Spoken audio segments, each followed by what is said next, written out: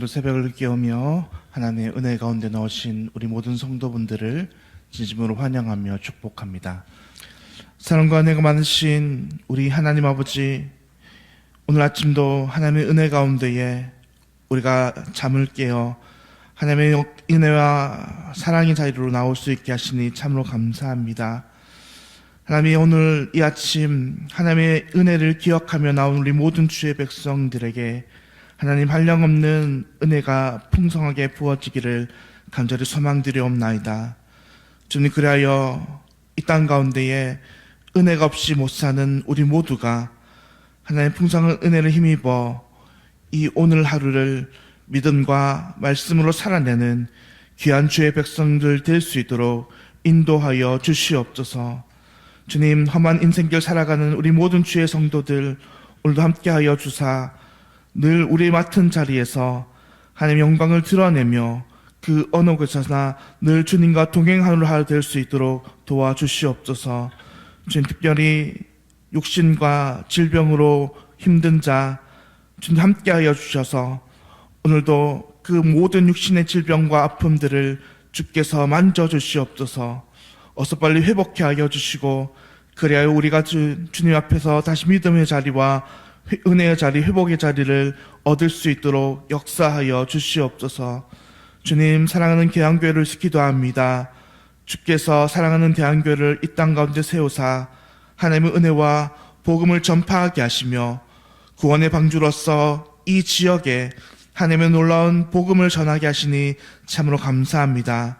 주님 오실 그날까지 이 사명 잘 감당케 되며 날마다 주의 칭찬 듣는 귀한 교회로 자라갈 수 있도록 주께서 함께하여 주시옵소서. 주님, 오늘부터 내일부터 하나님의 은혜 가운데에 중고등부 수련회가 있습니다. 주님, 이 수련회에 참석한 우리 모든 아이들 하나님의 말씀 듣고 귀한 주의 자녀로 다시금 성장케 될 수 있도록 인도하여 주시옵소서.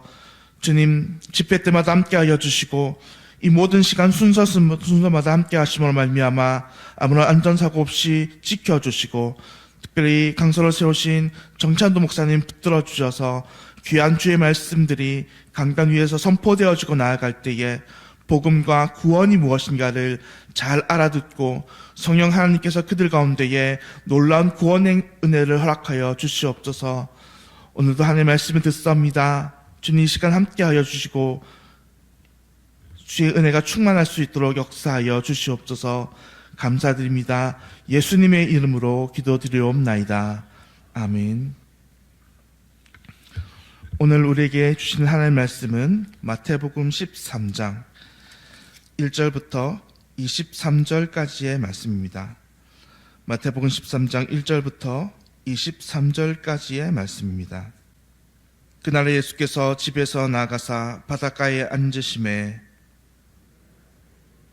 그는 예수께서 배에 올라가 앉으시고 온 무리는 해변에 서 있더니 예수께서 비유로 여러 가지를 그들에게 말씀하여 이르시되 씨를 뿌리는 자가 뿌리러 나가서 뿌릴새 더러는 길가에 떨어짐에 새들이 와서 먹어버렸고 더러는 흙이 얕은 돌밭에 떨어짐에 흙이 깊지 아니하므로 곧 싹이 나오나 해가 돋은 후에 타서 뿌리가 없으므로 말랐고 더러는 가시떨기 위에 떨어짐에 가시가 자라서 기운을 막았고 더러는 좋은 땅에 떨어짐에 어떤 것은 100배 어떤 것은 60배 어떤 것은 30배의 결실을 하였느니라. 귀 있는 자는 들으라 하시니라. 제주는 예수께 나와 이르되 어찌하여 그들에게 비유로 말씀하시나이까. 대답하여 이르시되 천국의 비밀을 아는 것이 너희에게는 허락되었으나 그들에게는 아니 되었나니 무릇 있는 자는 받아 넉넉하게 되되 없는 자는 그 있는 것도 빼앗기리라. 그러므로 내가 그들에게 비유로 말하는 것은 그들이 보아도 보지 못하며 들어도 듣지 못하며 깨닫지 못함이니라. 이사야의 예언이 그들에게 이루어졌으니 일렀으되 너희가 듣기는 들어도 깨닫지 못할 것이요 보기는 보아도 알지 못하리라. 이 백성들의 마음이 완악하여져서 그 귀는 듣기에 둔하고 눈은 감았으니 이는 눈으로 보고 귀로 듣고 마음으로 깨달아 돌이켜 내게 고침을 받을까 두려워함이라 하였느니라. 그러나 너희 눈은 봄으로 너희 귀는 들음으로 복이 있도다. 내가 진실로 너희에게 이르노니 많은 선지자와 의인이 너희가 보는 것들을 보고자 하여도 보지 못하였고 너희가 듣는 것들을 듣고자 하여도 듣지 못하였느니라. 그런즉 10분이는 비유를 들으라.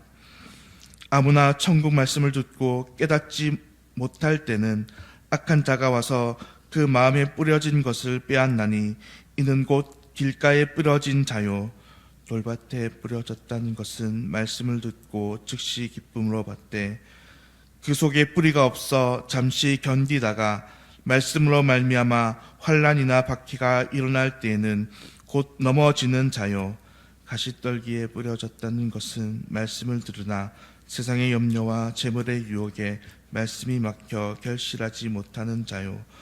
함께 읽겠습니다. 좋은 땅에 뿌려졌다는 것은 말씀을 듣고 깨닫는 자니 결실하여 어떤 것은 100배, 어떤 것은 60배, 어떤 것은 30배가 되느니라 하시더라. 아멘. 오늘 저희는 열매 맺는 삶이란 말씀의 제목으로 함께 하나님의 말씀을 살펴보겠습니다.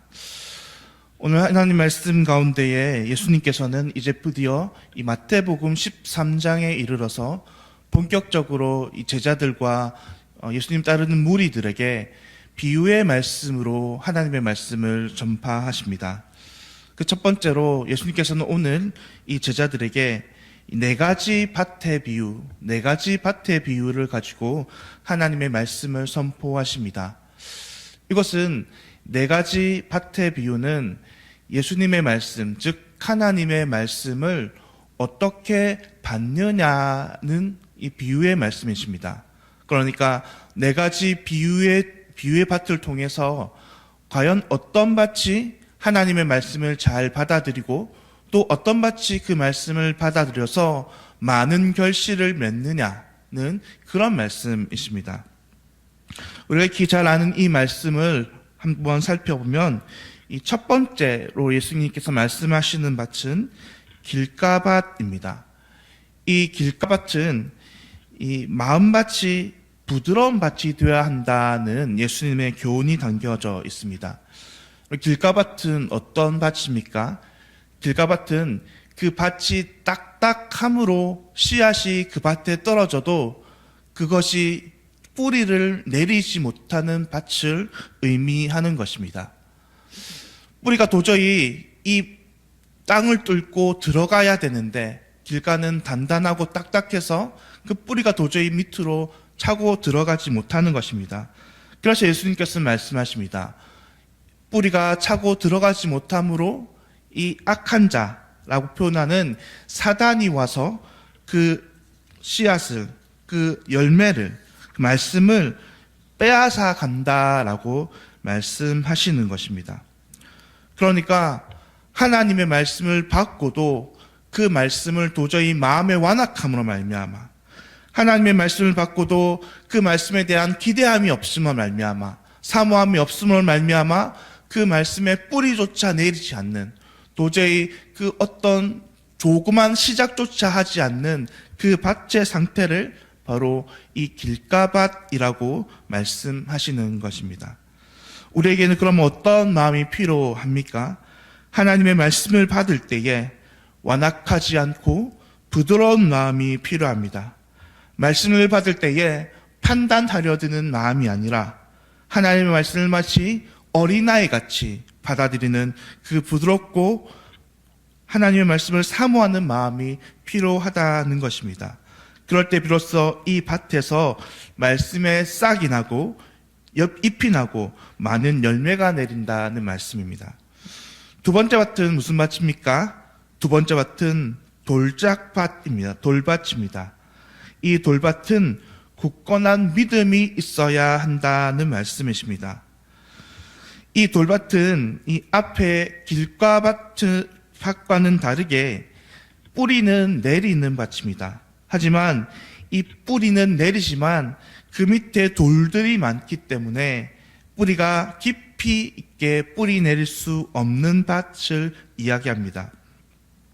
역시나 길가밭과 마찬가지로 뿌리가 깊이 내릴 수 없으므로 열매를 맺을 수 없는 밭이 이 돌밭입니다.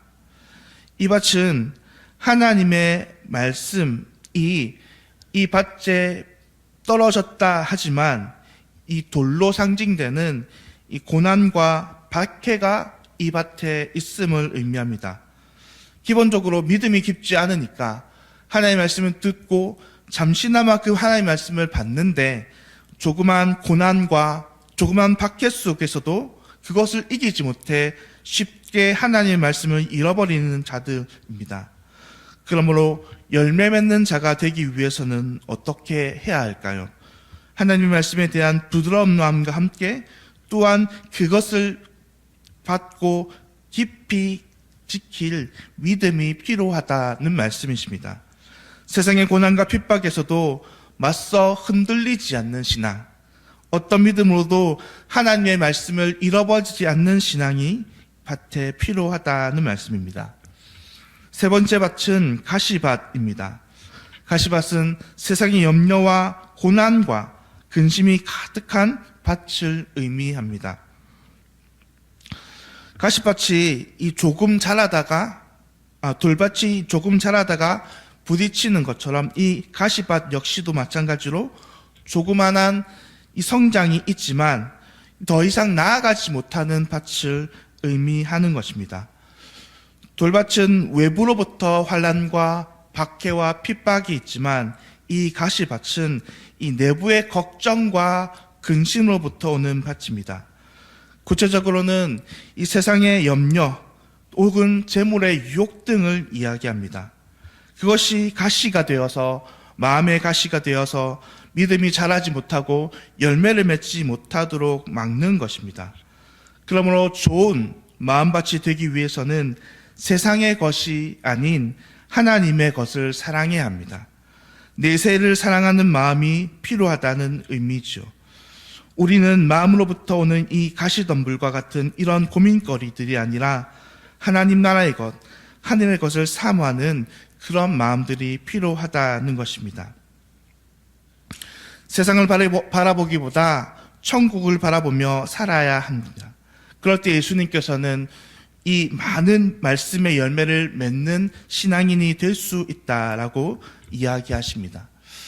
사랑하는 성도님 여러분, 오늘 이 예수님의 말씀을 우리가 곰곰이 살펴보면 예수님께서는 지금 마음밭에 주목하고 계십니다. 그러니까 우리 삶에 열매 맺는 신앙이 되기 위해서는 무엇보다 중요한 것이 우리들의 마음밭이라는 말씀입니다.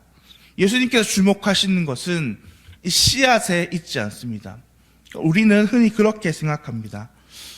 오늘 하나님의 말씀이 좋으면 내가 이 하나님 말씀을 듣고 많은 결실을 맺을 거야 라고 말입니다.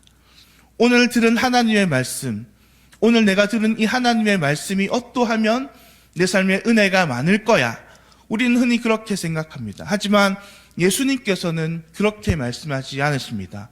말씀이 중요한 것이 아니고 우리에게 더 중요한 것은 우리의 말씀을 듣는 마음밭이라는 사실입니다. 우리가 그 마음밭을 좋은 밭으로 기경한다면, 그 어떤 씨앗이든지 하나님의 말씀이 떨어진다면 우리 삶에 30배, 60배, 100배의 결실을 얻게 된다라고 예수님께서는 제자들에게 가르치시는 것입니다. 성도님들, 오늘 우리 삶에 무엇이 말씀의 열매를 맺지 못하도록 방해하고 있습니까? 그것이 세상에 대한 우리의 하나님의 말씀에 대한 우리의 완악한 마음입니까? 아니면 이 말씀을 지키지 못하도록 이 세상 가운데 나오는 우리의 핍박과 세상의 박해 때문입니까? 아니면 세상 물질에 대한, 아니면 세상의 근심에 대한 나의 걱정 때문에 우리의 마음밭에 떨어진 이 말씀이 많은 열매를 맺지 못하고 있습니까? 바라기는 이 모든 하나님의 말씀을 대적하는 것들로부터 우리가 자유케 되기를 간절히 소망합니다. 그래야 우리 마음밭에 어떠한 하나님의 말씀이 떨어진다 하더라도 그 말씀을 귀한 하나님의 말씀으로 듣고 오늘도 우리 삶에 많은 열매를 맺어드리고 말미암아 우리의 주인 되신 하나님께 더욱더 칭찬받는 우리 모든 귀한 주의 백성들 되시기를 간절히 소망드립니다. 기도하겠습니다. 하나님 아버지, 오늘 이 아침에도 하나님의 귀한 말씀 우리들에게 주심에 참 감사합니다. 주님, 이제까지 우리는 우리의 마음밭은 제대로 살펴보지 아니하고 주의 말씀이 어떻다 저떻다 늘 우리 마음 건네 판단하고 비방하고 또 우리의 마음대로 잣대대로 그 기준을 삼았음을 하나님 고백하며 주님 앞에 나아갑니다. 지금 이 시간 우리 마음밭을 먼저 살피며 주의 말씀이 어떤 말씀 가운데 우리에게 떨어지든지 간에 우리 마음밭을 잘 기경함으로 주님께서 주신 이 말씀 더욱더 날마다 귀한 말씀으로 받아들이고 우리 삶에 수많은 결실을 맺어드리는 믿음의 귀한 주의 백성들 될 수 있도록 오늘도 우리들을 붙들어 주시옵소서. 감사드립니다. 예수 그리스도의 이름 받들어 기도드리옵나이다. 아멘.